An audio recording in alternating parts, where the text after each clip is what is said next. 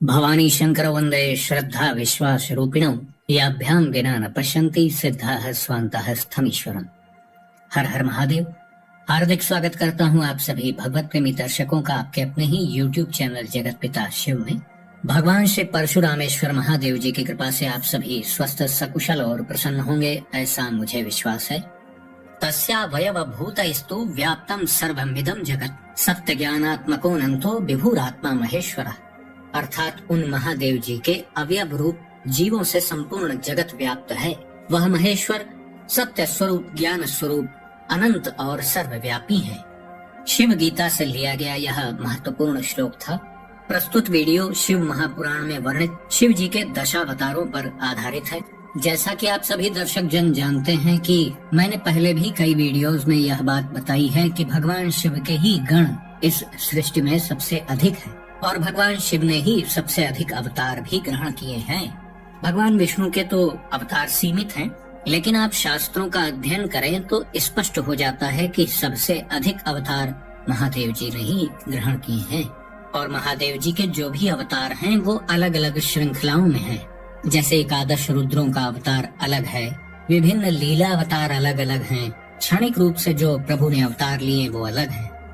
उसी प्रकार आप जानते होंगे कि माता आदि शक्ति के भी 10 बड़े रूप हैं, जिन्हें 10 महाविद्या कहा जाता है। तो ये 10 महाविद्या किसकी शक्तियाँ हैं? माता भगवती तो स्वयं शक्ति स्वरूपा है, तो ये 10 महाविद्या किसकी शक्तियाँ हैं?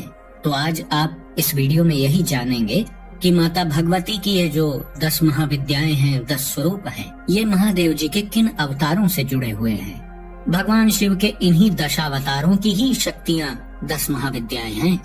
शिव महापुराण की शतरुद्र संहिता के 17वें अध्याय में इस विषय का वर्णन है, जहाँ पर भगवान महादेव जी के महान सेवक नंदी बाबा जी ब्रह्मा जी के पुत्र श्री सनत कुमार जी को इस विषय में जानकारी दे रहे हैं। तो आइए देखते हैं क्या वर्णन किया गया है। शृण्वतो गिरीशस्याद्यावतारान् दश संख्यकान् महाकाल मुखान भक्त्योपासना कांड सेवितान।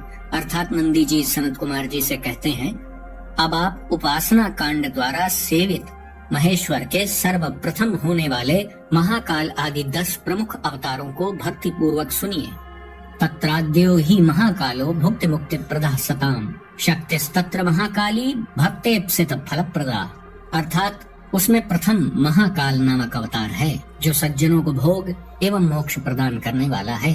इस अवतार में उनकी शक्ति महाकाली जी है, जो भक्तों को अभीष्ट फल प्रदान करती हैं। यहाँ पर नंदी जी ये बता रहे हैं कि इन दशावतारों की श्रृंखला में महाकाल नाम का जो अवतार है वह पहला है और इनकी शक्ति महाकाली जी कही गई है। तार नामा द्वितीयस्य तार शक्ति तथैव सा भुक्ति मुक्ति प्रदौ चौभौ स्वसेवक सुख प्रदौ। अर्थात दूसरा अवतार तार नाम से विख्यात है, जिनकी शक्ति तारा देवी जी हैं। ये दोनों ही अपने भक्तों को सुख प्रदान करने वाले एवं भोग तथा मोक्ष देने वाले हैं। मतलब नंदी जी यहाँ ये बता रहे हैं कि भगवान शिव के जो दशावतार हैं उनमें दूसरा अवतार तार नाम से विख्यात है और उनकी ही शक्ति का नाम देवी तारा है।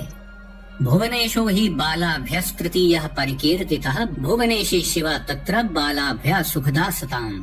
श्री विद्येशः षोडशावः श्री विद्या षोडशी शिवा चतुर्थो भक्त सुखदो भुक्ति मुक्ति फलप्रदा।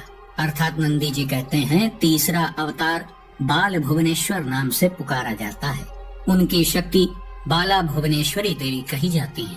ये सत्पुरुषों को सुख प्रदान करती हैं।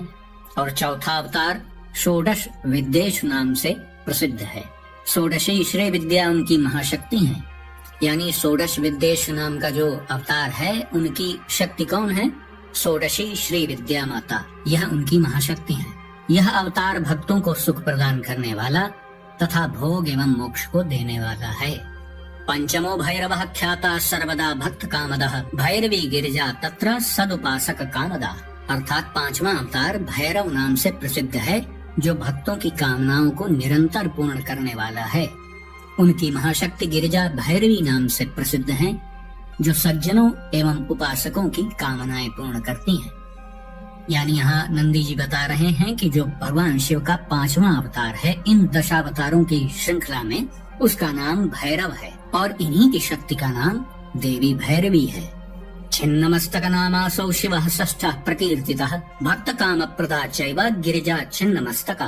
अर्थात शिव जी का जो छठवां अवतार है वह छिन्न मस्तक नाम से कहा गया है। और उनकी महाशक्ति कौन है? छिन्न मस्तिका गिरिजा। 10 महाविद्याओं में महाशक्ति माता छिन्न मस्तिका जी भी आती हैं।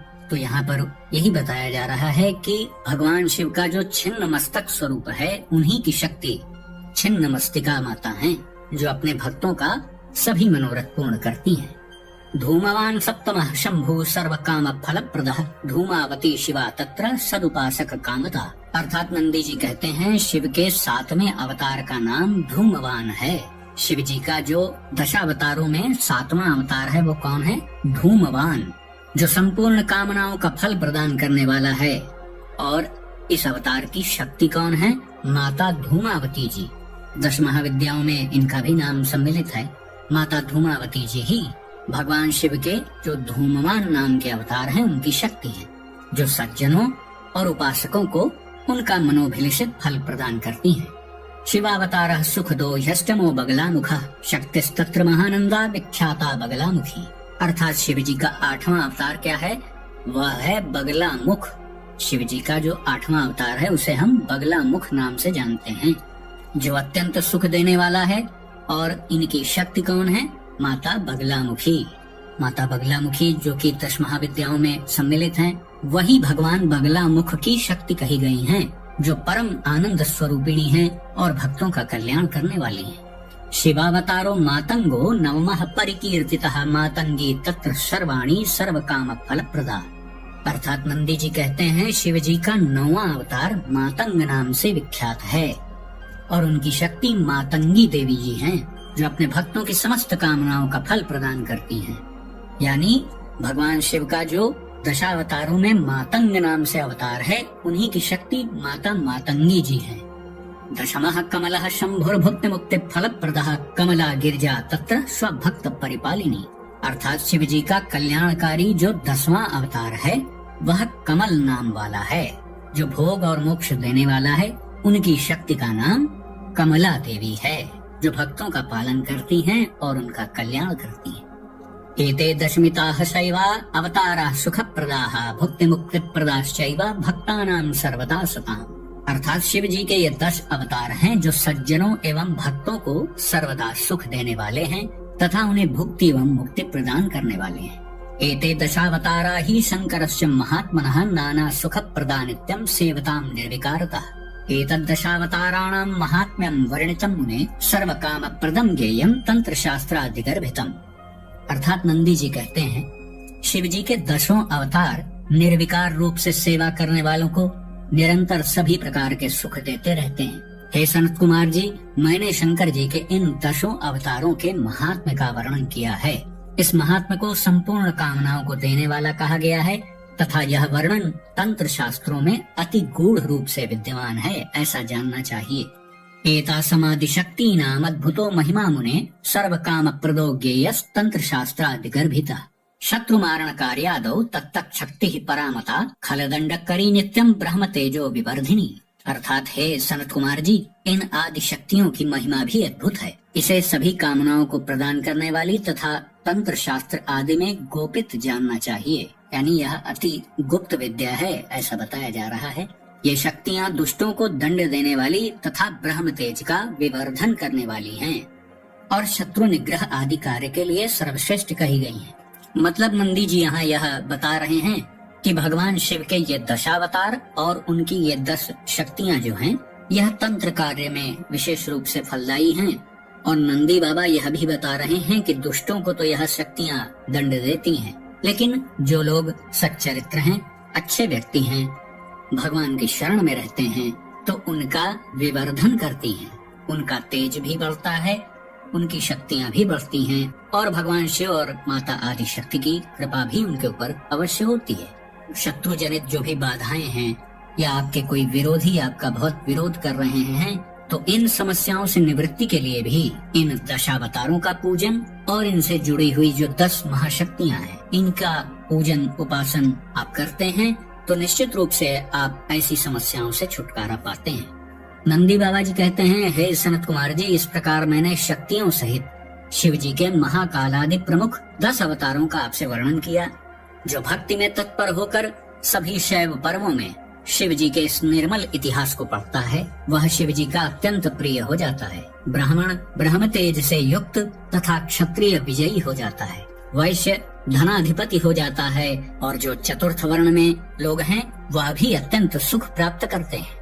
शांकरा निज धर्मस्था शृण्वन्तश्चरितं त्विदं सुखिनः विशेषेण शिव भक्ता भवन्तु च। अर्थात अंत में नंदी बाबा जी कहते हैं कि अपने धर्म में स्थित होकर इस चरित्र को सुनने वाले जो भी शिव भक्त हैं वह सुखी हो जाते हैं और उनके अंदर विशेष शिव भक्ति भी प्रकट होती है। मतलब उनकी भक्ति का स्तर और वृद्धि को प्राप्त करता है।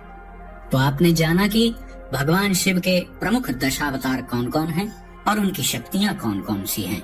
तो आज का वीडियो हम यही समाप्त करते हैं। आशा करता हूँ जो भी जानकारी आपको दी गई वो आपको अच्छी लगी होगी। यदि वीडियो आपको पसंद आया तो इसे लाइक करें, अपने मित्रों बंधु बांधवों के साथ शेयर करें। यदि इस चैनल का वीडियो आप पहली बार देख रहे हैं तो कृपया इस चैनल को भी सब्सक्राइब करें और बेल आइकन को भी अवश्य प्रेस कर दीजिएगा। तो भगवान श्री तारकेश महादेव जी से मैं ऐसी प्रार्थना करता हूँ कि वो आप सभी को सदा सुखी, स्वस्थ और ऊर्जावान बनाए रखें।